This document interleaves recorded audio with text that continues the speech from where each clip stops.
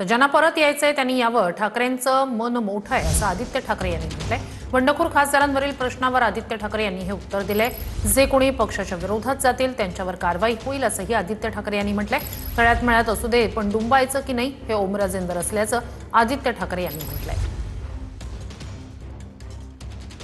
ते आम्हाला सगळ्यांना दिसत आहे। जर कोणाला यायचं असेल मोठ्या मनाने तर पुन्हा एकदा येऊ शकतात, पण उद्धव साहेबांचं मन मोठं आहे। महत्त्वाची गोष्ट हीच आहे, जे कोणी पक्षाच्या विरोधात जातील त्यांच्यावर कारवाई होणार। तळ्यात मळ्यात असो पण डुबं नाही हे त्यांच्यावर आहे।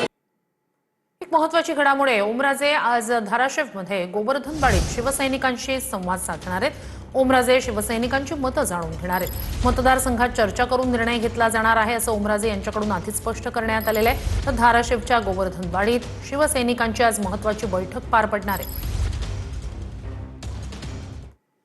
तर रात्री अंधारात वरुण सरदेसाई आणि सहकारी तोंड झाकून इकडे आले। ओमराजे निंबाळकर यांच्या भेटीवरून शिंदेंच्या शिवसेनेचे नेते किरण साळी यांनी टीका केली आहे। एकीकडे शिव्या द्यायच्या आणि दुसरीकडे निम्म्या रात्री येऊन पाया पडायच्या असं किरण साळी यांनी म्हटलंय।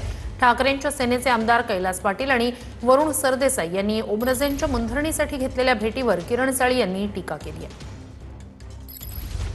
खासदार ओमराजे निंबाळकर यांच्या घरी अगदी मध्यरात्री आमदार कैलास पाटील आणि आमदार वरुण सरदेसाई यांनी भेट दिलेली आहे। आपण पण या ठिकाणी उपस्थित होतात।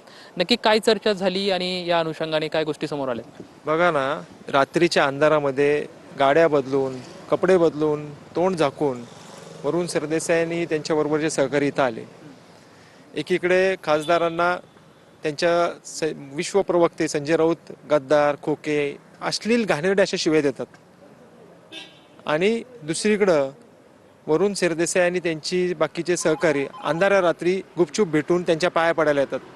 म्हणजे किती विचारांनी आणि किती त्यांची काय पातळी खाली गेली बा, की एकीकडे शिव्या द्यायच्या आणि दुसरीकडे निम्म्या रात्री येऊन गाड्या बदलून खासदारांच्या पाया पडायच्या।